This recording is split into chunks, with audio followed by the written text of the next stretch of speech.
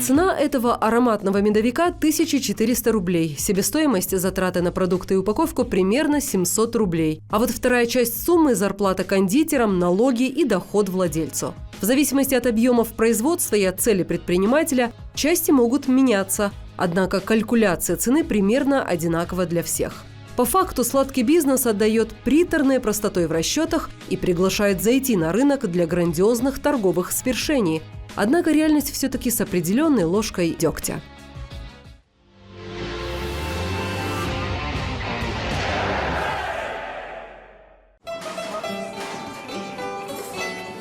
Остинский сладкий бизнес достаточно эклектичен, но стабилен. В республике насчитывается более 100 пекарен, кондитерских и кофеен. Для региона с населением в неполных 700 тысяч это даже очень много, учитывая, что в список не вошли самозанятые домашние кондитеры. Но несмотря на плотную концентрацию, точнее конкуренцию, каждый находит нишу и покупателя.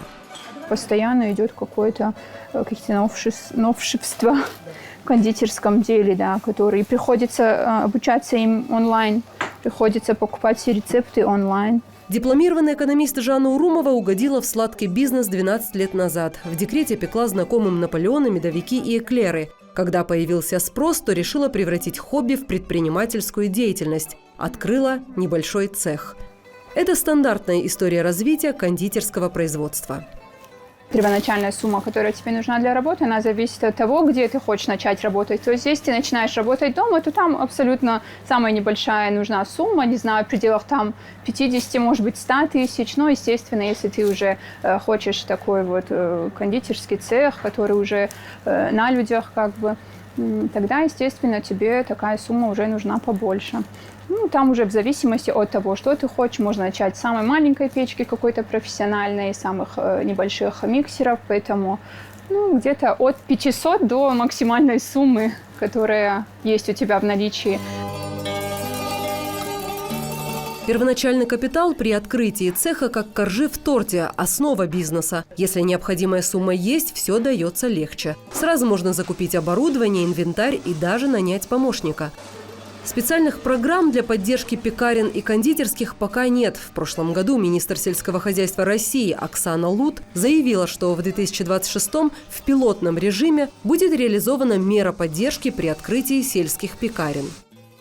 Мы хотим попробовать гранты и субсидии на сельские пекарни для того, чтобы формировать семейный бизнес.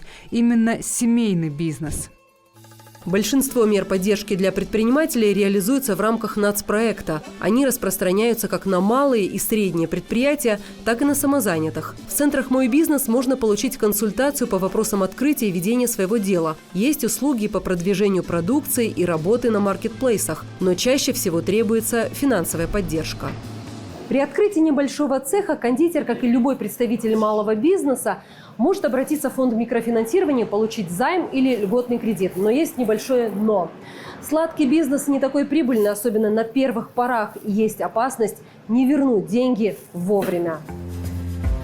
Дебютантам в этом бизнесе не сладко. Первоначальный капитал не должен стеснять начинающего предпринимателя. Деньги пойдут не только на покупку оборудования, но и оплату аренды помещения. Это от 60 тысяч рублей и выше. Не стоит забывать и про счета за свет, газ и воду. В месяц небольшой цех может израсходовать электроэнергию на 50-60 тысяч рублей. А еще необходимо выплачивать зарплату. В общем-то, ты произвел определенное количество продукции, срок годности которой очень короткий, день-два максимум, наверное, да, там. И если за это время она не продалась, то что? Это получается уже убытки. Поэтому, да, рисков достаточно много. На первых порах кондитеры могут работать в минус. Испытания, требующие особой выдержки и плотной финансовой подушки. За какое время можно его раскрутить? Лично из своего опыта, опять же скажу, год. Год, да, нужен. Поэтому, когда сейчас ты говоришь, что закрываются кофейни, они работают месяц-два, им кажется, что сейчас прям люди пойдут и все такое. Нет. Я всегда говорю, что для любого бизнеса год, это надо пережить этот год как-то. Фатима Лулаева прекрасно знает все этапы становления сладкого бизнеса. 15 лет назад открыла небольшой цех в Аллагире. До этого занималась торговлей одежды и обуви, но формат «купи-продай» не вдохновлял. Хотелось творить и создавать уютную атмосферу и настроение. Я ездила на семинар Семинар назывался «Булочная за углом». И вот когда я прошла этот семинар, я очень захотела сделать такое же. Потому что как же приятно, когда ты утром просыпаешься и чувствуешь запах свежего хлеба, круассана, того же круассана, спускаешься и берешь горячий свежий хлеб и завтракаешь со своей семьей. Это ж так приятно. Для открытия бизнеса нужна хорошая команда. Это аксиома. Год назад Фатима решилась на масштабирование, открыла кондитерскую во Владикавказе. Камнем преткновения стала нехватка рабочих рук. Я долгое время не могла запустить свой бизнес. Около года мы точно стояли. Мы были готовы к запуску, но не могли найти людей. В итоге мы приняли решение, что начнем сами. На данный момент пока работаем практически всей семьей, все вовлечены в эту работу и потихоньку, надеюсь, соберем команду.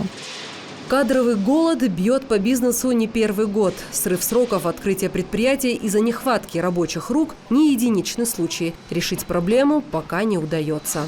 Проблема для предпринимателя, наверное, такого специалиста найти. Это полбеды.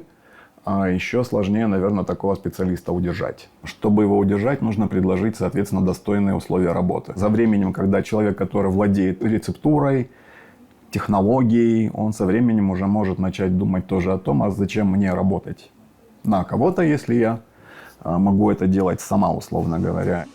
За выход кондитер получает в среднем от 3000 рублей. Итоговая сумма зависит от выработки. Ванильно-зефирный характер цех не терпит. Быстрый темп работы выдерживают немногие. Штучно, Саш, ты же знаешь. 80-81. Эту работу сложно назвать не пыльной. Создание круассанов и коржей требует определенной сноровки и терпения. Мы чаще берем на работу таких уже постарше женщин в возрасте, которые уже дома что-то делали, что-то выпекали, что-то у них уже получается. Их обучить бывает намного легче. Молодежь обращается прям очень редко, потому что, я так понимаю, что молодежь сейчас хочет все и сразу. Да.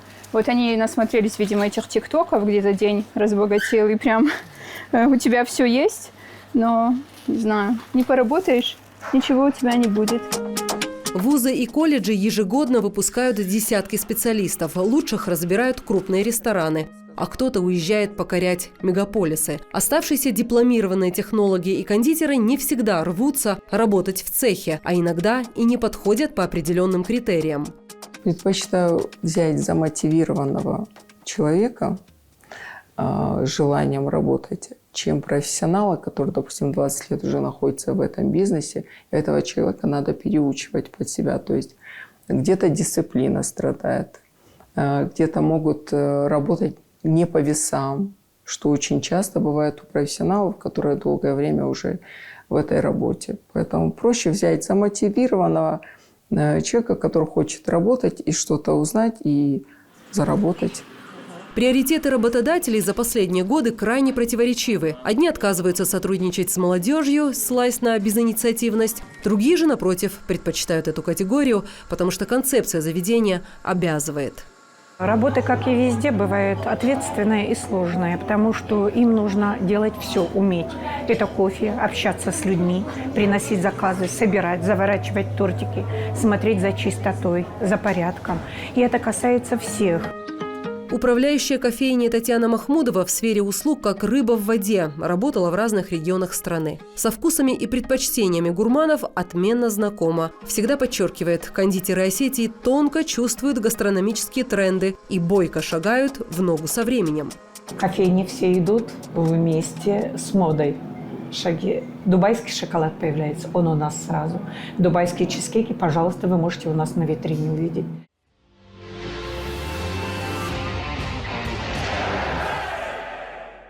Будем печь остинский пирог с вишней, балджин, но только из безглютенового теста.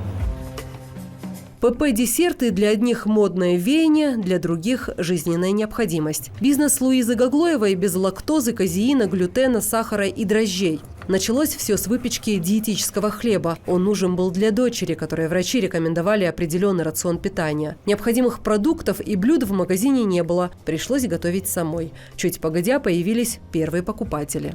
На тот момент это не было бизнесом. Я просто пекла хлеб, и они приходили, забирали этот хлеб. Ну и все.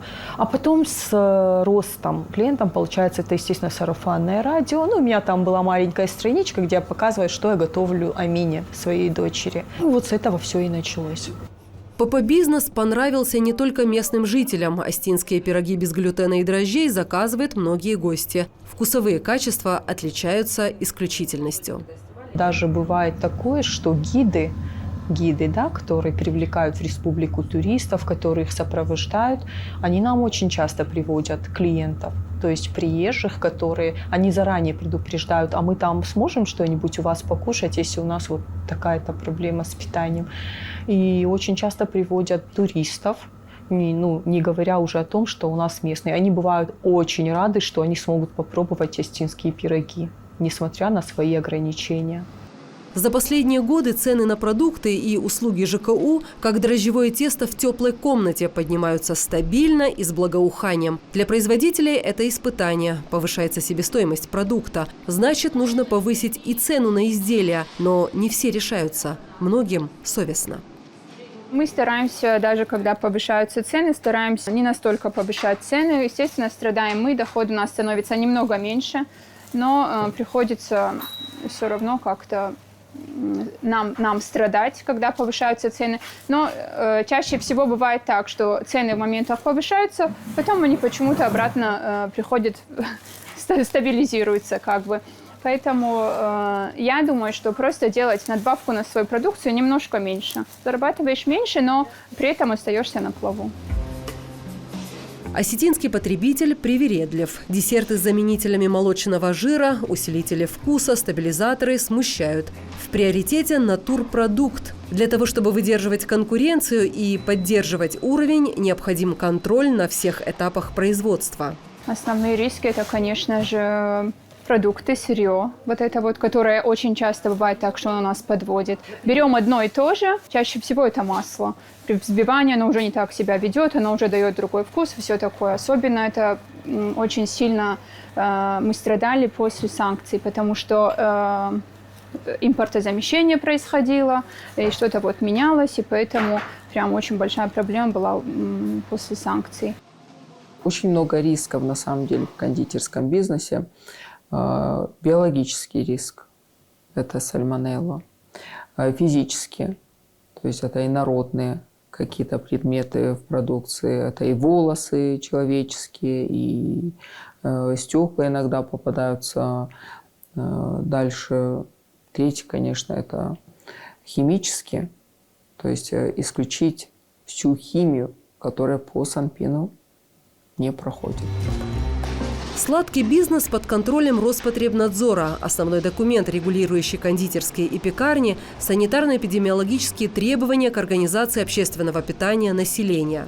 Для микропредприятий, куда чаще всего попадают домашние кондитеры, действует рискоориентированный подход. Плановые проверки для них проводятся реже, но это не отменяет их ответственности. При поступлении жалобы от потребителя, при признаках массового отравления или продажи через маркетплейсы, которые сейчас также обязаны проверять соответствующую документацию, проводится внеплановая проверка. Если будут выявлены нарушения, приводящие к риску для здоровья, ответственность наступит в полной мере.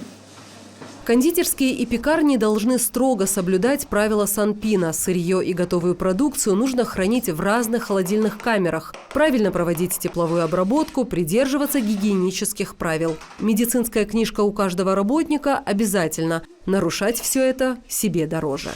В Осетии, несомненно, важно, да, чтобы они понимали, да, что эта продукция, она свежая, она делается из свежего сырья. Они должны видеть, как это делается, потому что бывает немаловажно, когда покупатель заходит, и он видит, что происходит внутри в цеху. Очень важно контролировать качество продукции, от получения сырья до контроля работы сотрудников, потому что любая оплошность может тебе подорвать репутацию. К сожалению, это человеческий фактор, и его невозможно избежать. Возьмем, к примеру, синтетический волос, который может оказаться в сахаре, в муке, даже в какао. Любая ошибка, к сожалению, может стоить нам репутации. Алису Аликову смело можно назвать медийным кондитером остинского сладкого бизнеса. Внушительное количество подписчиков, видео с миллионами просмотров, телевизионные шоу. Все это создает амплуа предпринимателя, для которого все легко дается, а деньги текут рекой. Реальность намного прозаичнее. Сладкий бизнес заставляет крутиться в водовороте производства 7 дней в неделю, 365 дней в году. Предприниматель остается без отпуска, больничных и всяких отгулов.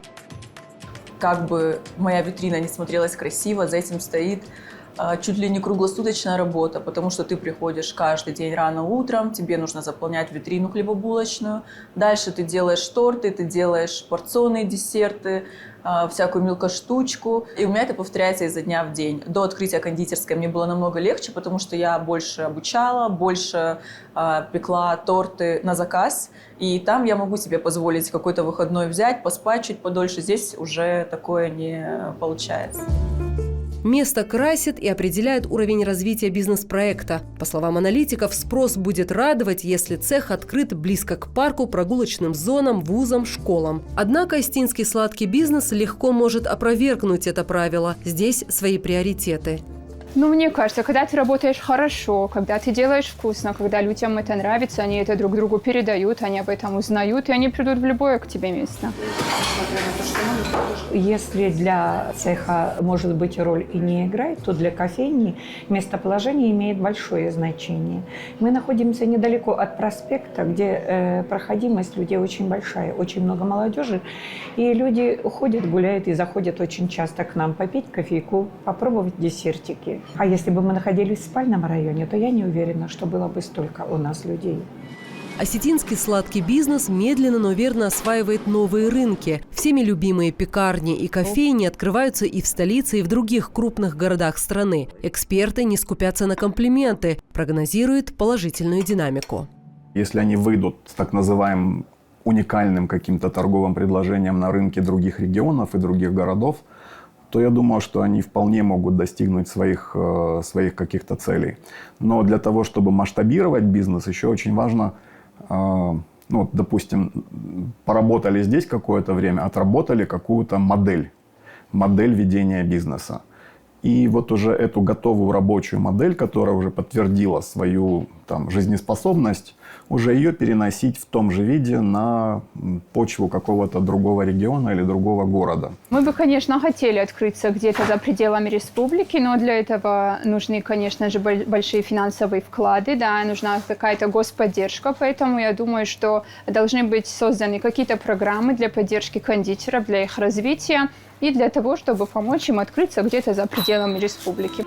Творчество и креатив покоряют покупателей, но без холодного расчета бизнесу грозит обвал. Предпринимателям всегда надо быть начеку. Любые, даже незначительные процессы могут затянуть МСП в такую турбулентность, что даже самых крепких размажет об стенки рыночных отношений. Малый бизнес всегда отличался особой хрупкостью, а с этого года зыбкость ощущается еще сильнее. И дело не только в повышении НДС до 22%, но и в понижении порога дохода для его уплаты. До недавнего времени предприниматель на упрощенной системе налогообложения с годовым оборотом до 60 миллионов рублей не платил НДС. Теперь ставки снижены. Достаточно оборота в 20 миллионов рублей, и налог придется платить. Годовой оборот – это абсолютно все деньги, которые поступили, без вычета налогов, зарплаты и дополнительных финансовых расходов. За эти обороты выскочить, которые обозначило государство, и перейти на общий режим, это, конечно, будет для многих очень просто, и даже можно не проконтролировать это. Может быть, начаться вполне возможно какая-то чехарда с открытием и закрытием других каких-то организаций, юрлиц, чтобы периодически закрываться. Я не знаю, что придумывают наши предприниматели. Нововведения в сфере налогообложения призваны обелить российскую экономику. Цели максимально благие, но от сложившейся ситуации могут пострадать добросовестные предприниматели, объясняют эксперты. В начале марта владельцы пекарен и кондитерских немного выдохнули с облегчением. Министерство финансов России предложило освободить от НДС малый бизнес в сфере общепита с 1 апреля до конца года. Мера может снизить риски массового закрытия заведений. Если это не затянется, вот это вот как бы депрессивное состояние, то вполне возможно мы опять сможем нарастить быстро. Но если это будет как бы на относительно долгий срок, в горизонте нескольких лет, то подняться будет довольно тяжело. Тем более, если мы декларируем какую-то технологическую независимость, если мы декларируем, что мы должны быть на самообеспечении, то здесь никакие крупные компании нас не вытянут. То есть и здесь фактически только за счет инициативы малого бизнеса можно подняться. Малое и среднее предпринимательство всегда отличалось инициативностью, гибкостью и креативностью, особенно в кризисные периоды. В этом феномен российского бизнеса. Но даже те, кто успешно прошел естественный рыночный отбор, нуждаются в поддержке, объясняют эксперты. Предпринимательская среда как бассейн. С двумя трубами. В одну втекает те, кто регистрируется, в другую вытекает, кто закрывается. И я считаю, что тут надо не столько мотивировать открываться, сколько анализировать, почему закрываются, и как-то бороться с этим, чтобы опытные предприниматели, те, которые уже много лет работают, которые обучены уже, почему они закрываются, и чтобы они должны как бы дальше работать и давать какой-то продукт для потребителей.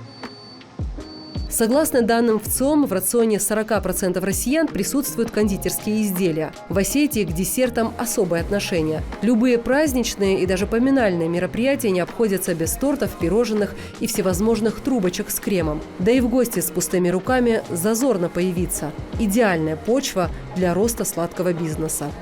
Перспективы большие. Я побывала везде, но таких сладостей, как в Осетии, нигде нету. И это правда. Здесь очень красивые десерты, вкусные, и разнообразие очень большое. Поэтому Осетия славится своими сладостями. Сегодня многие знакомы с продукцией, которую производит корпорация «Феррера». Ее история началась в 1946 году, когда два брата, Пьетро и Джованни Ферреро, решили открыть маленькую семейную кондитерскую в своем родном городе в Италии. По факту этапы становления компании показывают, при желании небольшой цех может разрастись и даже выйти на международный уровень. Успех итальянцев вполне могут повторить и представители остинского сладкого бизнеса. Целеустремленности и трудолюбия, благо, у многих хватает. Главное, чтобы экономические условия благоприятствовали качественному развитию предпринимательства.